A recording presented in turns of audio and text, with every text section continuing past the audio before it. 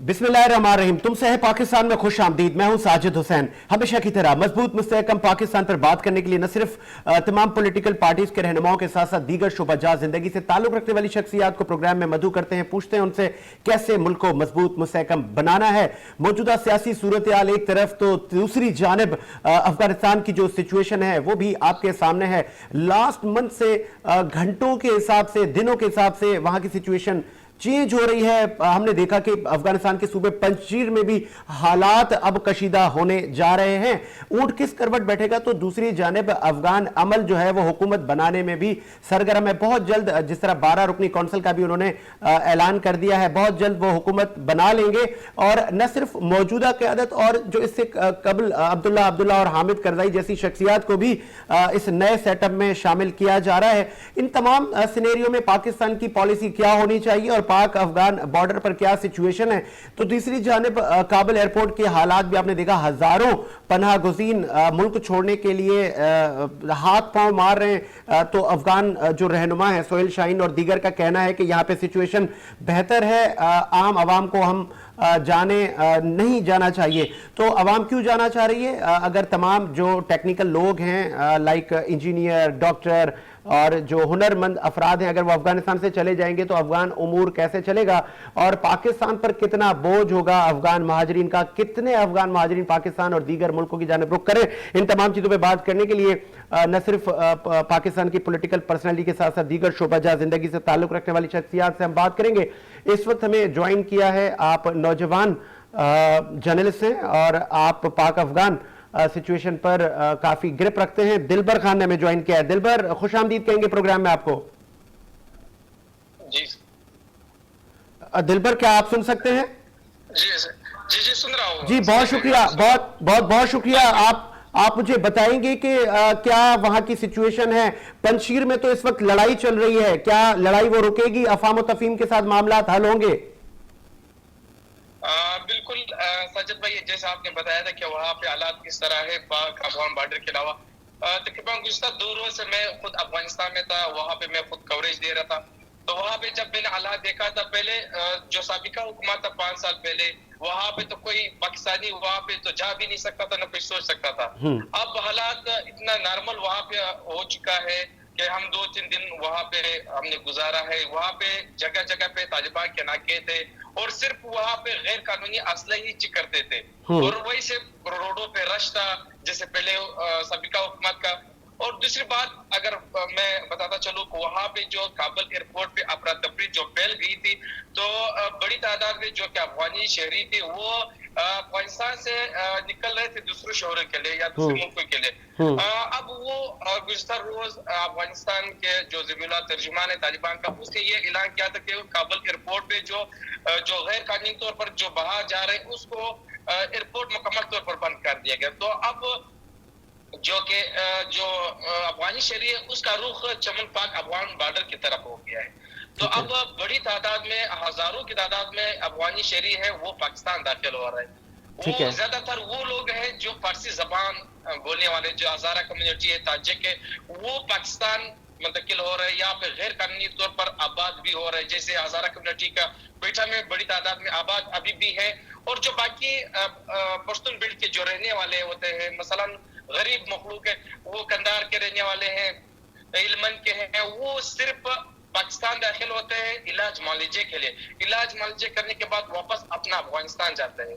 दूसरी बात है, जब से अच्छा दिलबर, ये भी बताइएगा कि ये सिचुएशन तो तमाम आप बता रहे हैं, लेकिन जो अफगान क़यादत है उन्होंने ये कहा है कि हम तमाम ही कौमियतों को, तमाम जो वहाँ लैंग्वेजेस बोली जाती हैं, चाहे वहाँ पे जो अक़लियती बिरादरी, हम तमाम को लेकर हुकूमत बनाएंगे।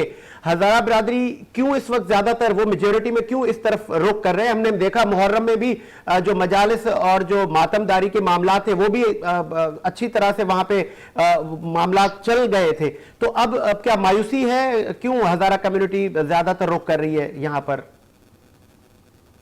क्योंकि जो तालिबान की जो क़यादत है, पहले 20 साल पहले जब इसकी क़यादत था, तो उस टाइम उन लोगों की जो लड़ाई था पंजशेर में जो हुई थी, अब वो इस पर भरोसा नहीं कर रहा है तालिबान के ऊपर। अब तालिबान पहले जैसा नहीं है। तालिबान अब बहुत बदल चुके हैं, क्योंकि हम खुद वहां पे रिपोर्टिंग करने के लिए गए थे। वहां पे पहले जो दाढ़ी था, वो अगर आपकी दाढ़ी ना होता तो फिर आपके बाल भी वो कटवा देते थे कि आपने दाढ़ी क्यों नहीं छोड़ा। तो उस टाइम वो उसको देखकर इस तरह का, लेकिन अब मैंने खुद ये सूरत हाल देख लिया है। उस तरह तालिबान नहीं रहा। जो हमाम थे, ड्रेसर था, सब खुले हुए थे। कोई किसी को वो नहीं रुकता था, सिर्फ इतना चेक करता था कि गैर असला, जो गैर कानूनी असला होता है वो चेक करता था। बाकी ये नहीं देखते थे कि आप हजारा हो, पाकिस्तानी हो, अफगानी हो, किसी भी को वहां पे जाने की इजाजत अभी भी है। अब यहाँ पे कुछ मुकामी साथी है कोयटा के, वो भी वहां पे चले गए, लेकिन वहां पे भी कोई रोकने वाला नहीं। ठीक है, जैसे मैंने देखा था ठीक है दिलबर, ठीक है दिलबर, आप मेरे साथ वीडियो कॉल पर ही रहे। पाकिस्तान पीपल्स पार्टी के अली राशिद साहब ने हमें ज्वाइन किया है। अली राशिद साहब, खुशामदीद कहेंगे, क्या आप सुन सकते हैं? क्या अली राशिद साहब आप सुन सकते हैं? क्या मुमकिन है अली राशिद साहब से हमारा राब्ता मुनक़ता हो गया है? तो अली राशिद साहब अगर जैसे ही दोबारा आएंगे तो उनको भी प्रोग्राम में हम शामिल करेंगे।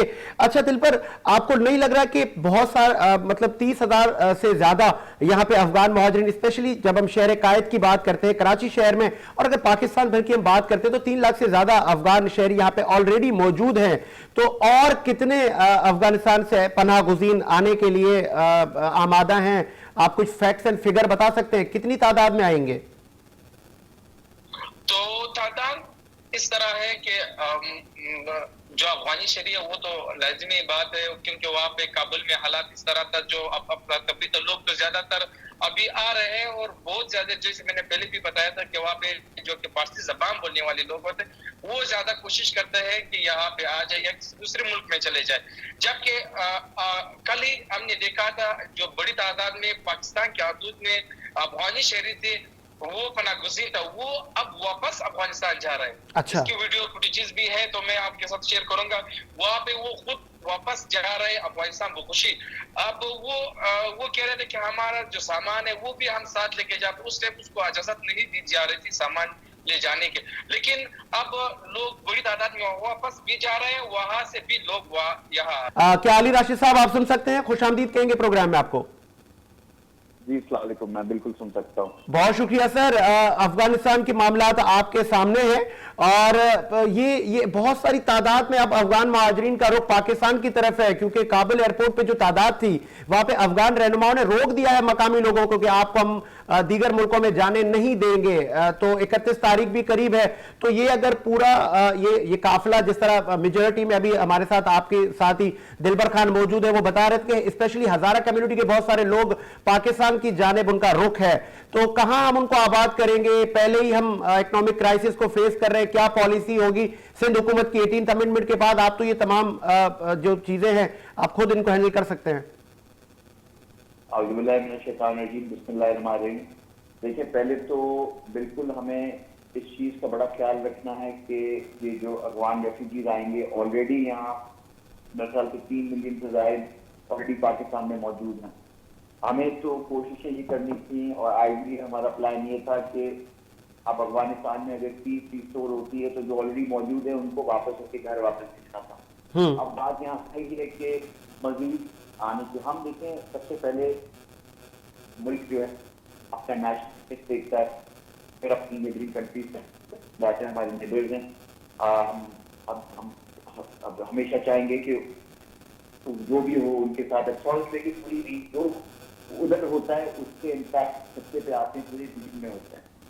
तो मेरे मेरे मेरे हिसाब से कि मजीद वहाँ से रेफ्यूजीज आए, कि हमारे जो मामला हैं हमसे पाकिस्तान में संभाले नहीं जा रहे। अभी कराची से लेके और तक अगर आप देखें हमारे अपने इशूज हैं। हमारे जो पाकिस्तानी शहरी, उनको जो बेसिक नेसेसिटीज हैं वो हमारे पास रिसोर्सेज नहीं है कि हम पूरा कर सकें।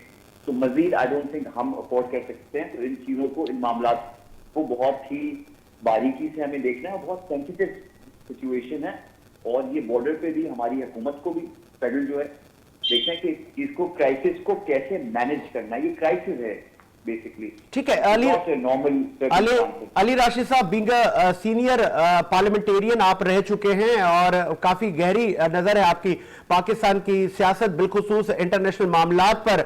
आप कहीं ना कहीं अकोमोडेट तो उनको करना होगा, तो कहां करेंगे? पाकिस्तान के किस शहर, किस सूबे में कोई प्लान हुआ है कि कहां पर उनको रखा जाएगा और कितनी तादाद होगी? कुछ फैक्ट्स एंड फिगर अगर शेयर करें। और बातें ये की जा रही है कि उनको गिलगित बिल्तिस्तान और केपीके की तरफ रखा जाए, तो या सिंध या पंजाब स्पेसिफिक। इससे कबल सिंध में बहुत सारी तादाद में आबाद हुए, तो अब आप क्या मतलब अगर कराची की तरफ रुख होता है तो कोई यहाँ पे जगह उनको दी जाएगी? देखिए, बिल्कुल जहां हो सके उनको किया जाएगा। देखिए, अगर आप उसकी रीजन देखें और एरिया देखें तो it would make more sense कि स्वात और गिलगित में ही उनको अकोमोडेट किया जाए, इसलिए कि अफगानिस्तान से सबसे क्लोजेस्ट वही जगहें हैं। मगर इसमें काफी हमें भी अपनी इंटरनल सिक्योरिटी के मामला भी देखने कि इसमें कोई टीटीपी के कोई लोग या कोई ऐसे अनासर जो रेफ्यूजी बन के पाकिस्तान को नुकसान पहुंचाने के लिए इस चीज को इस्तेमाल नहीं करें, इस अपॉर्चुनिटी को। और इसमें बहुत सारी चीजें जो हमें अभी देखनी है। कि देखें, ये काम है फेडरल गवर्नमेंट का, और फेडरल गवर्नमेंट तो 3 सालों में उन्होंने किसी चीज पे कोई भी क्राइसिस उन्होंने क्रिएट ही किए हैं। अब क्राइसिस मुझे तो इस चीज का वो है कि ये इन चीजों को मैनेज कैसे करेंगे। इसलिए ये तो ऐसी हुकूमत है जो खुद ही क्राइसिस क्रिएट करती है, फिर मैनेज करना तो दूसरी बात है। ये तो एक क्राइसिस ऑलरेडी आ गया है हमारे रीजन से। क्या मौजूदा जो वफाकी हुकूमत की पॉलिसी है, स्पेशली अफगानिस्तान के हवाले से, क्या उस पर आप सेटिस्फाई हैं, या कि आप चाह रहे हैं कि जिस तरह आपकी अपोजिशन की जानिब से बार बार इस पॉइंट को उठाया जा रहा है कि पार्लियामेंट में इन तमाम चीजों को ज़ेर बहस लाया जाए? जिस तरह टीटीपी के हवाले से आपने खदशात का इजहार किया, तो वहां पे इसमें कोई शक नहीं है कि बहुत सारे लोग जेलों से वो रिहा हुए हैं जो यहाँ के वांटेड हैं, तो वो सरजमीन माजी में इस्तेमाल भी हुई है, यहाँ पे दहशतगर्दी हुई है। अब क्या आपको लग रहा है जो तालिबान चेंज हो गया है वो पिछला वाला तालिबान नहीं है, तो आपको लग रहा है कि ये जो एतमाद का जो एक रेशो है जो बढ़ता जा रहा है कि नहीं, अब तालिबान तमाम लोगों को लेके चल रहा है, खवातीन के हुकूक भी दे रहा है, क्या जो दहशतगर्दी के वाकयात और जो मुख्तलिफ जत्थे हैं, क्या ऐसा तो नहीं होगा कि फिर हम भी उस लपेट में आ जाएंगे, और कैसे हम खुद को बचाएं? बिल्कुल आपने दुरुस्त कहा, और इसी चीज में बात कर रहा हूँ कि इनकी जो पॉलिसी है बना रहे। फर्स्ट ऑफ ऑल, जैसे माजी में भी हम कहते रहे कि ये अफगानिस्तान में, और ये अभी से नहीं है, ये एग्रेंट वहाँ नहीं तक अनाउंस हुआ था कि एग्रेंट होने वाला है, और उस वक्त हमने कहा था इन चीजों को डिस्कस किया जाए, इससे पार्लियामेंट में लेके आया जाए, और ये इसमें हमारी क्या पॉलिसी क्या है इसको वाज़ेह किया जाए। ठीक है, और ये चीजें बात इसको बिल्कुल डिस्कशन चाहिए, और इस हुकूमत को पॉलिसी बनाने के साथ उस पॉलिसी उस पर यूटर्न नहीं अब चलेगा। इसलिए हर चीज पॉलिसी देते हैं फिर एक यूटर्न ले लेते हैं, मगर ये एक रीजनल मामला है, ये थिंग्स आर वेरी सेंसिटिव। जैसा आपने दुरुस्त कहा, ये गुड तालिबान, बैड तालिबान जैसे जो अफगान तालिबान है वो हमारे अच्छे टर्म्स हैं उनसे। जो पाकिस्तान पहली के टीटीपी है, पाकिस्तानी तालिबान है, वो हमारे खिलाफ हैं, वो हमारे अफगानिस्तान में यूज करते रहे उनकी जमीन टू लॉन्च अटैक अगेंस्ट अस।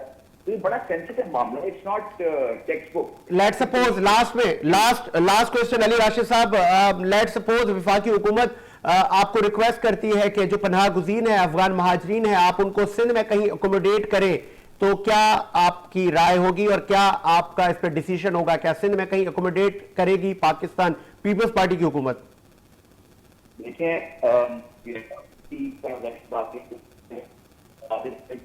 करके फैसला करेंगे, तौर पर आई है कि क्यों नहीं, अगर फैसला एक अपने ऑन बुक लेके किया जाए तो बिल्कुल हम देंगे।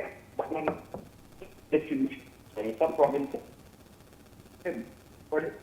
और इसमें भी थोड़ा कुछ जो है केपी में हो जाए, सिंध में हो जाए, कि पंजाब में हो जाए, एंड इक्वली डिस्ट्रीब्यूट करके जहाँ हमसे हो सके हम अकोमोडेट और फैसिलिटेट करें, जिससे हमें का हिस्सा बनाया जाए, प्रोवाइडेड कि हम इस चीज पे फ्री हों और एक क्लियर पॉलिसी हमारी हुकूमत की तरफ से, फेडरल गवर्नमेंट की तरफ से आए कि इनको कब तक रखना होता है, मजीद मैच क्रिएट होता जाए। पहले अच्छा, सॉरी फॉर इंटरप्ट, आपने कहा कब तक रखना है, एक वाज़ेह पॉलिसी हो जो इससे कबल अफगान पनाह गुज़ीन यहां पर आबाद हैं, हम उनको तो वापस भेज नहीं सके, टाइमलाइन भी एंड हो गई, अब जब दूसरा एक फ्लो आएगा, एक फिर उनको भी हमने एकोमोडेट करना है, तो ये चीजें मतलब इन पे क्लियरेंस नहीं होती। तो इस बार आप और वफाकी हुकूमत बैठ के कोई एक जामे पॉलिसी मुरतब दे पहले ही। जी बिल्कुल बिल्कुल, यही हम चाहते हैं, हमारे साथ बैठे हैं, मगर मसला आ रही है कि फेडरल गवर्नमेंट हमारे साथ बैठना ही नहीं चाहती, कोई चीज डिस्कस करना ही नहीं चाहती, फैसले हर चीज वो खुद लेते हैं, जब प्रॉब्लम में आते हैं तो फिर उनको बाकी पार्टीज, ऑपोजिशन और बाकी स्टेक होल्डर्स याद आने लगते हैं। एक फिर हमसे रिक्वेस्ट करते हैं कि इसमें हुकूमत भी रखे, बाकी लोग भी रखे, डिसीजन मेकिंग में हम नहीं है, मगर जहाँ अच्छा होता है तो वो उसको क्रेडिट जरूर ले लेते हैं, जहाँ कोई मुश्किलात आती हैं तो फिर ये बाकी लोगों को ब्लेम करने लगते हैं और फिर बुलाने लगते हैं कि जी आप आए, अपना हिस्सा डालें, आप भी थोड़ा हेल्प करें। तो ये सब चीजें बगैर सब स्टेक होल्डर्स को ऑन बोर्ड लिए बगैर नहीं हो सकेगी। इस चीज को पार्लियामेंट में लाना है, इसको बड़ी बारीक नजर से देखना चाहिए, इसकी क्या इम्प्लीकेशन पाकिस्तान के होंगे वो देखना चाहिए, और अपने नेशनल इंटरेस्ट को पाकिस्तान को सबसे पहले रखना चाहिए और फिर बाकी एवरीथिंग इज सेकंड। ठीक है, बहुत शुक्रिया अली राशिद साहब, आपने सिंध हुकूमत का मौकिफ बताया। दिलबर, मैं आपकी तरफ आऊंगा। आप बता रहे थे कि वहां पे अब अफगान जो रहनुमा है, जो क़यादत है, वो चेंज हो गई है, ठीक है, ट्रेड भी जारी है और माजी की हुकूमत से ज्यादा ट्रेड हो रहा है, लेकिन इस तरह की भी खबरें गर्दिश कर रही है कि वहां पे जो तालिबान क़यादत है या वहां जो अमला है, वो जो ट्रांसपोर्टर हजरात हैं, उनसे कुछ पैसे या भत्ता कोई वसूल किया जा रहा है, इस बारे में कुछ आपको इल्म है? वहां पे जब से कुछ महीने पहले वहां पे जब तालिबान सबसे पहले जो स्टार्टिंग किया था, वो स्पिन बोलता शहर से लोगों ने अपना कब्जा शुरू कर दिया, तो स्पिन बोलता कि आगे वो कंदहार शहर आता है, तो वहां पे पहले जो हमारा तजारा था, जो चमन और पाकिस्तान की जो तजारा, उससे 2 जगह पे टैक्स लिया जाता था। तो पहले तालिबान ले लेता था, बाद में अफगान गवर्नमेंट ले लेता था, फिर बाद में जब तालिबान पूरा अफगानिस्तान को अपने कंट्रोल में ले लिया, तो फिर वो अफगान हुकूमत का टैक्स खत्म हो गया, सिर्फ तालिबान का टैक्स वो देना पड़ता था। अब सिर्फ एक जगह पे टैक्स लिया जाता है, वो सिर्फ अफगान तालिबान को दी जाती है, वो भी अफगान हुकूमत से इंतहाई कम वो दिया जाता है। अच्छा, मतलब ये हुआ है कि मतलब जो वहां पे क़यादत है, अफगान क़यादत, वो तो माजी की हुकूमत से ज्यादा अब अवाम को फैसिलिटेट कर रही है, ऐसा ही कह रहे हैं आप? बिल्कुल, जो तालिबान हुकूमत अभी आया हुआ है, जो मेरे बाद जो मकामी तजरान से हुआ था, वो कह रहे हैं कि साबिका हुकूमत से अब तालिबान हमसे कम टैक्स लेते हैं। ठीक है, ठीक है। अच्छा, लास्ट में आपसे दिलबर, अब आप क्या देख रहे हैं कि ये जो अवाम का फ्लो है जो पाकिस्तान की तरफ आ रहा है, कितनी तादाद में और डेली कितने लोग ऐसे हैं, डेली कितनी ऐसी फैमिलीज हैं जो पाकिस्तान आ रही हैं? तकरीबन आजाद शुमार के मुताबिक यहाँ से तकरीबन 7,000 लोग अफगानिस्तान जाते हैं और तकरीबन 4 से 5,000 लोग चमन दाखिल होते हैं। इनमें से वो सबका हुकूमत के साथ ये मायदा तय है पाकिस्तान और अफगान हुकाम के मुताबिक कि जो स्पिन बोल्दक के रहने वाले, जो बिल्कुल चमन बॉर्डर से मुतसिल जो कि एक शहर है, तो वो अंग्रेज दौर से यही सिलसिला आ रहा है कि जो वहाँ के तस्करा रखने वाला है वो चमन दाखिल हो सकते हैं, जो चमन शनाख्त कार्ड रखने वाला है वो अफगानिस्तान दाखिल हो सकते हैं। तो वहाँ पे सिर्फ वही मकामी लोग आते हैं, बाकी जो दिगर शहरों के जो अफगानिस्तान कंदहार है, जो कि काबुल का है, वो जो तस्करा रखने वाले उसको आने की इजाजत नहीं है चमन पाक अफगान बॉर्डर में। ठीक है, बहुत शुक्रिया दिलबर खान, आपने तमाम अफगान सिचुएशन से हमें आगाह किया। ब्रेक का मुझे कहा जा रहा है, एक ब्रेक लेते हैं, ब्रेक के बाद हाजिर होते हैं।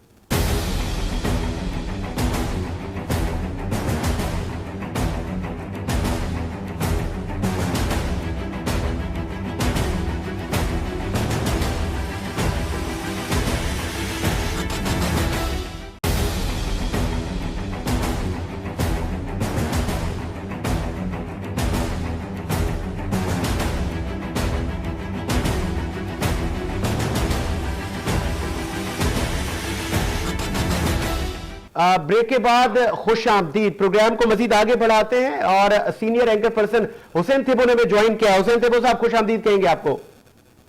थैंक यू जनाब। सबसे पहले बताइएगा सर, काबुल एयरपोर्ट के पे जो एक अवाम का एक जमे गफीर था जो कि उस मुल्क छोड़ रहा था, लेकिन अब ये खबरें आ रही हैं कि अब अफगान क़यादत ने उनको रोक दिया है जाने से।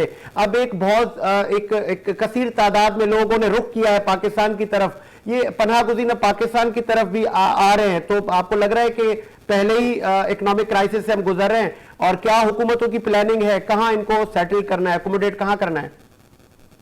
नहीं, मैं इससे एग्री नहीं करता, मैं इससे डिसएग्री करता हूँ। ये जो भी स्टेटमेंट्स जितने भी आ रहे हैं वो अभी अफवाह पे मबनी है, क्योंकि जो लोग बाहर जा रहे थे उनको एक खौफ था कि अफगान तालिबान शायद जो आए हैं ये हमें सख्ती से हार्ड हैंड से ट्रीट करेंगे, लेकिन उन्होंने एश्योरेंस दिया है कि हम सबके साथ जो है वो हैंडल करेंगे। और दूसरी मैं आपको एक बात का एश्योरेंस देता हूँ कि जो हमारा अफगान पाकिस्तान बॉर्डर है उसके जितने भी गेटवेज हैं, which is the most complicated border of the universe, 2610 kilometre का लेंदी बॉर्डर है जिसमें तकरीबन 9 गेटवेज हैं और वो फुली कंट्रोल्ड है। उसमें ऐसी कोई बात नहीं है कि आप ये समझें कि यहाँ से लोग आ जाएंगे और यहाँ से उनकी पूरी एक अकाउंटेबिलिटी है। और अगर जो लोग आ भी रहे हैं तो उनको सरकमस्टेंसेस की बुनियाद पे गवर्नमेंट ऑफ पाकिस्तान उनको वीजा इशू कर रहा है और वो प्रॉपर तरीके से आ रहे हैं और उनका हमारे पास पूरा रिकॉर्ड है। जिस तरह से हमारे पास पहले 3 मिलियन लोग रह रहे हैं, इस तरह से अगर आएंगे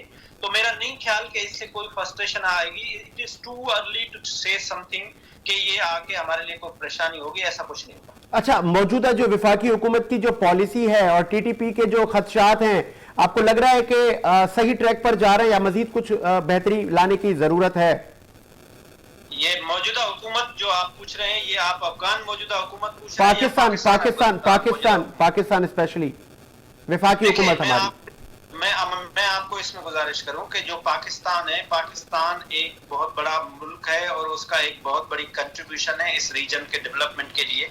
ठीक है। तो जो हालिया गवर्नमेंट की पॉलिसी है वो ये है कि इस रीजन के अंदर किसी भी तरीके से किसी भी सूरत में स्टेबिलिटी आए, जिसके लिए पाकिस्तान हमेशा कोशिश करता रहा है और अभी भी पाकिस्तान कोशिश कर रहा है। और उसके अंदर पाकिस्तान ने कुछ टर्म्स एंड कंडीशंस भी रखे हैं कि जिस तरह से हमारे टीटीपी हमारे अगेंस्ट है। और टीटीपी बेसिकली एक रॉ प्लांटेड एजेंट है, वो इंडियन एजेंट है जिनका एक ही काम है, उनका किसी से झगड़ा नहीं है, उनका सिर्फ एक ही काम है कि वो रीजन के अंदर दहशतगर्दी करते हैं, टेररिज्म करते हैं। वो चाहे अफगानिस्तान हो, वो चाहे पाकिस्तान हो, वो चाहे ईरान हो, चाहे दुनिया के और कंट्रीज हो, वो एक दहशतगर्दी फैलाते हैं और वो रॉ के प्लांटेड एजेंट है। और पाकिस्तान ने ये कोशिश की है कि अफगान हुकूमत से जो अभी तालिबान हुकूमत बना रहा है उसके साथ ये डील करें, कि बात करें कि ये आप पहले सबसे पहले तो इनको इस बात पे आमादा करें कि ये जो लोग कुन्नड़ में आपके पास रह रहे हैं ये इंडियन प्लांटेड हैं, इनको दहशतगर्दी से अपने आप को साफ करें और सीधी तरह पाकिस्तान में आए और हमसे माफी मांगे और अपनी सिटीजनशिप लें और हमारे पास रहें, तो मोस्ट प्रोबेबली ये सारी चीजें म्यूचुअली हल हो जाएंगी। अच्छा 31 तारीख की डेडलाइन आपको लग रहा है कि ये तमाम मामला तफाहम तफहीम के साथ हो जाएंगे, या कि जिस तरह अफगान क़यादत कह रही है कि 31 सुर्ख लकीर है, फिर कुछ भी हो सकता है, तो आपको लग रहा है कि कुछ अच्छा नहीं हो, मतलब कुछ नाखुशगवार वाकया नहीं होगा और मामला सेट हो जाएंगे? नहीं, इसमें गुजारिश ये है ना कि जो 31 अगस्त की जो डेडलाइन दी थी वो अमेरिका ने दी थी कि हम वहां से चले जाएंगे। अमेरिका ने फिर उनसे कहा था कि अगर हम सोचेंगे कि अगर हमारा सेफ एग्जिट नहीं हो सकता है, हमारे काफी सारे वहां पे लोग हैं, तो वो अगर सेफ एग्जिट नहीं होता तो हम रहेंगे। लेकिन अगर तालिबान ने उस बात को वेरी सीरियसली लिया है तो अभी जो G7 की नेक्स्ट मीटिंग हो रही है नेक्स्ट वीक में, उसमें सबसे पहले ये बात होगी कि हम मेक श्योर करें, अमेरिका इस बात पे एग्री है कि हम 31 अगस्त को सेफ एग्जिट कर लेंगे वहां से, तो मेरे ख्याल से कोई कॉन्फ्लिक्ट होगा नहीं।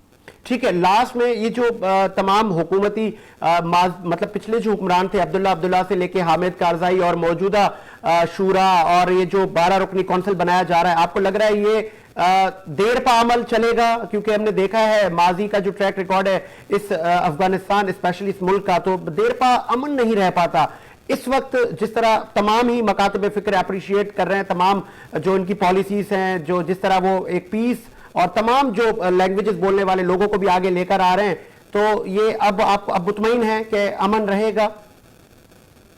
देखिए सर, मैं आपको गुजारिश करूं कि we are very much expected कि यहाँ पे कोई भी ऐसी बात नहीं होगी। इवन बात ये है कि ये जो अफगान तालिबान है, जो लीडरशिप है, ये लीडरशिप बेसिकली आए तो ये सारे के सारे आए हैं जो दोहा कतर से। अच्छा, ये कदरन पढ़े लिखे लोग हैं, थोड़े से सिविलाइज्ड लोग हैं, लेकिन जब प्रैक्टिकली ऑन ग्राउंड आएंगे तो आप देखेंगे तो वो जो हुकूमत करने के लिए लोग आएंगे वो तो नेटिव होंगे। अब वो किस तरह से ट्रीट करते हैं, जिस तरह से आपने देखा कि पीटीआई की गवर्नमेंट के पास जलसे करने का, पीटीआई के गवर्नमेंट के पास मोबिलाइज करने का बहुत अच्छा एक्सपीरियंस था। लेकिन जब वो हुकूमत में आए तो पहले वजीर आजम साहब खुद फरमाते थे कि हमारे पास 200 टेक्नोक्रेट्स हैं, हमारी सारी तैयारी है। लेकिन आपने देखा कि वो फिर खुद कहते थे कि नहीं, हुकूमत चलाना इज अ डिफिकल्ट सब्जेक्ट। तो तालिबान तो अनएक्सपीरियंस्ड लोग हैं, उनको हुकूमत चलाने का कोई एक्सपीरियंस नहीं है। तो it is too early to say something कि सारी कुछ जो है वो इंक्लूसिव हुकूमत बनेगी और नहीं, इनिशियली कुछ ना कुछ थोड़े से मसलात आएंगे। लेकिन मैं आपको इस बात की गारंटी देता हूं कि इसमें पूरे जो ताउन होगा वो पूरे रीजन का होगा। उसमें सबसे बड़ा ताउन जो है वो चाइना को होगा और मोस्ट प्रोबेबली चाइना पहला मुल्क होगा जो तालिबान की हुकूमत को एक्सेप्ट भी करेगा। उधर से रशिया होगा, ईरान होगा, पाकिस्तान होगा, तो रीजन में स्टेबिलिटी आएगी। और सबसे जो ज्यादा इसमें दुख की खबर है, जो मातम बरपा हुआ है, वो हिंदुस्तान के लिए। ठीक है, बहुत शुक्रिया हुसैन थेबो साहब, आपने अपना मौक़िफ़ दिया। ईसा नकवी साहब ने भी ज्वाइन किया है। ईसा साहब खुश आमदीद कहेंगे आपको।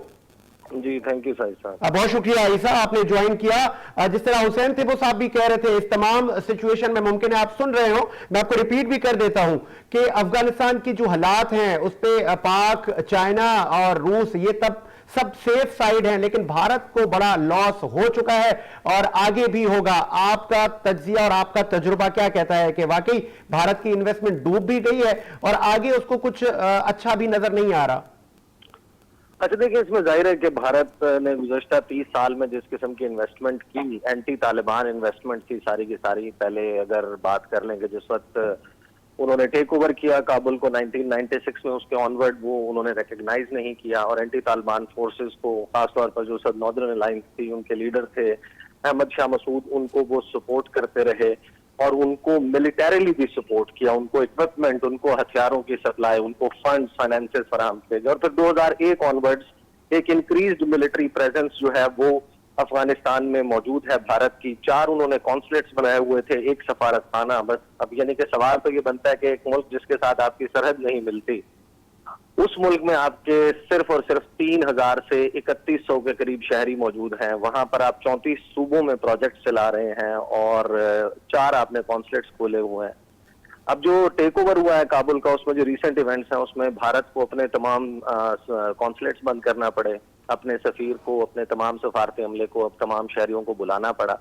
फिर भारत ने एक और डर्टी प्ले किया कि वहां पर मौजूद जो हिंदू और सिख कम्युनिटी है उसको भी इवैक्यूएट कर लिया। यानी 700-750 के करीब उनकी तादाद बनती है, उनको भी ले जाया गया और ये अब दिल्ली के करीब जो है उनको बसाया जा रहा है। वहां पर उनको एक्सेस जो है वो मीडिया की है, वो अफगानिस्तान के हवाले से, तालिबान के हवाले से जाहिर है कि वहां पे प्रोपेगेंडा भी करेंगे।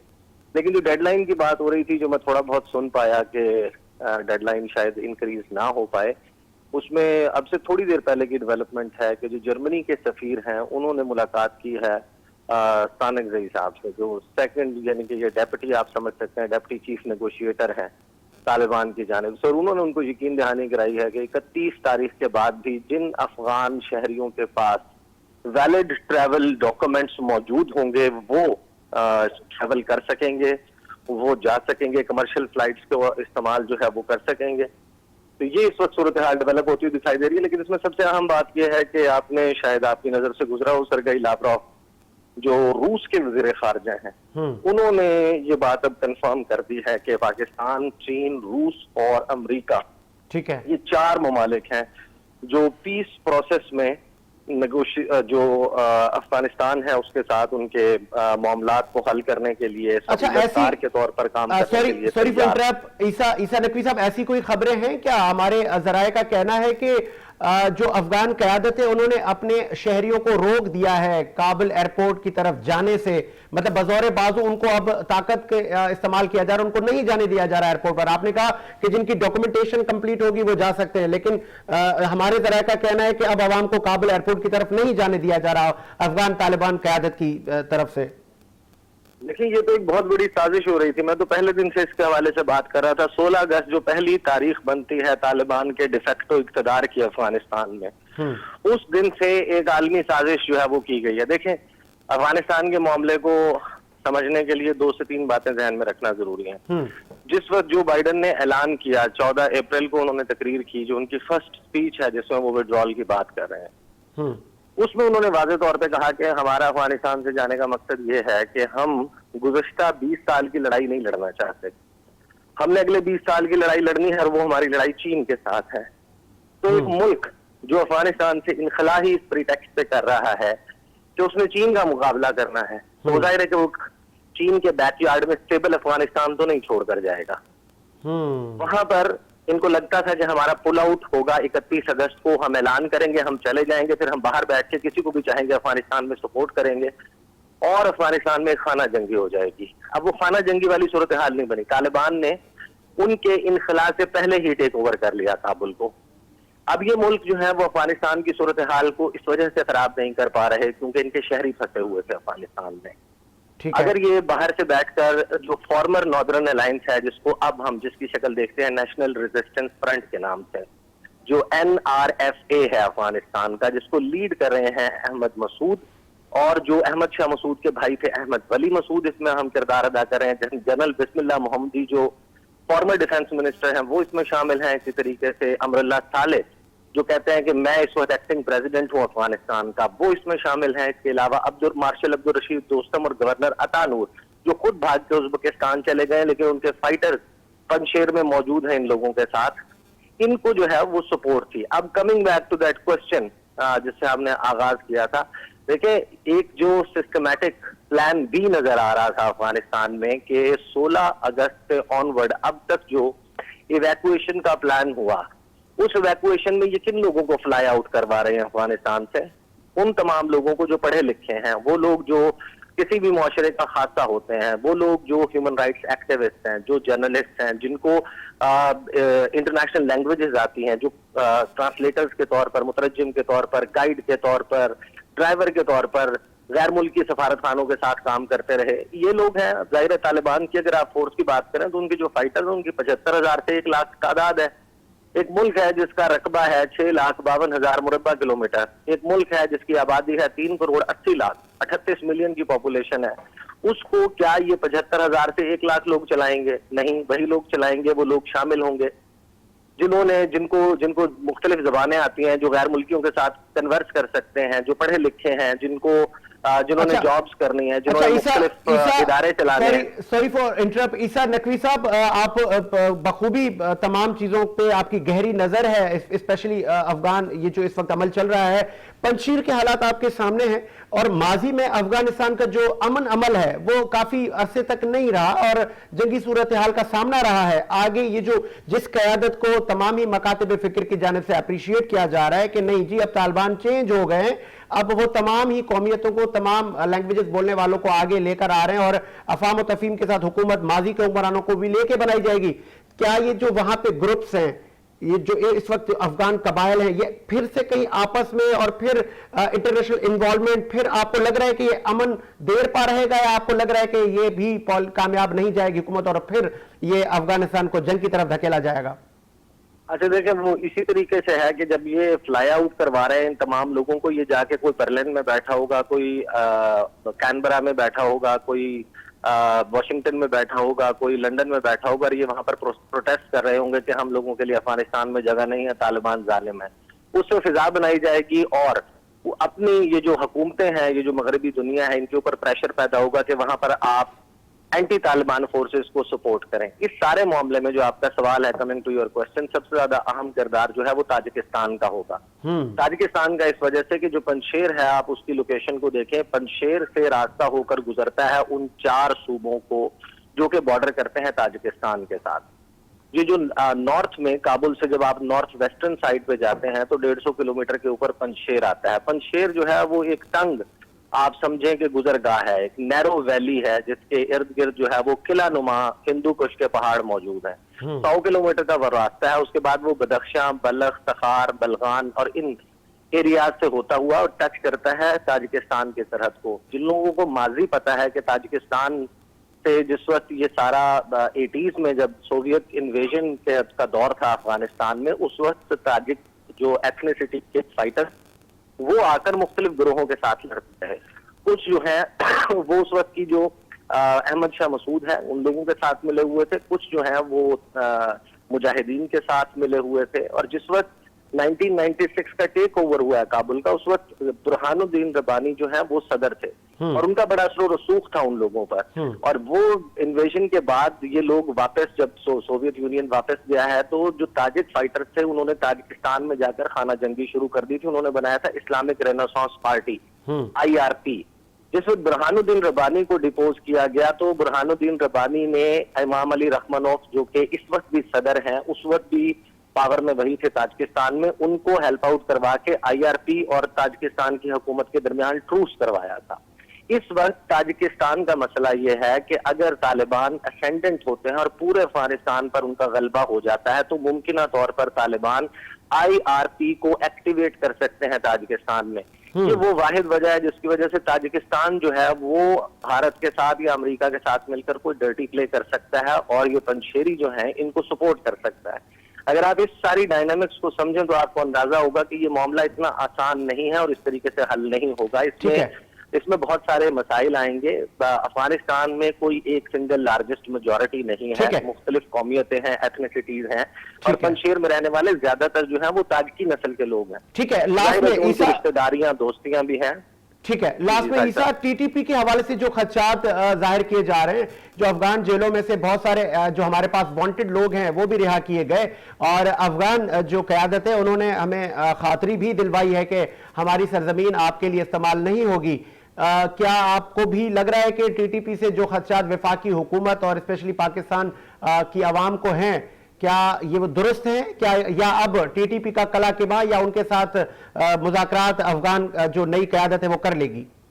देखिए, मेरी इतला तो ये है कि पाकिस्तान ने न सिर्फ ये कि अश्योरेंस मांगी थी बल्कि पाकिस्तान ने तो उनको एक लिस्ट भी हैंड ओवर किया कि ये वो लोग हैं जो तहरीक तालिबान के पाकिस्तान के लोग हैं, ये इनका जो मर्जर करवाया था, इंतजाम करवाया था, बड़े पैसे भेजे गए थे, दिल्ली का बैंक अकाउंट नंबर भी मौजूद है जहां से इनके कंधार के जलालाबाद के कौंसल खानों में रकूम भेजी गई थी और वो रकूम इस्तेमाल करके TTP के मुख्तलिफ धड़ों को एक प्लेटफॉर्म पे इकट्ठा करके उनका एक मर्जर करवाया गया था और वो अलायंस मौजूद है, उसके लोग वहां पर मौजूद हैं। फिर अफगानिस्तान को इस वक्त आप इसको ये समझिए कि एक शौक की कैफियत में थे, एक जिस तरीके से एक झटका लगता है और वो उसमें सोचने समझने की सलाहियत थोड़ी वक्त के लिए मफकूद हो जाती है। अब वो तवक्कुफ जो है उसका लम्हा जब गुजरेगा तो वो जो सारे कैंप्स मौजूद थे जलालाबाद में, कंधार में, हेलमंद में, इन एरियाज में भारत अपने कौंसल खानों की सपोर्ट से वहां पर वो जो कैंप चला रहा था जिसमें BLA के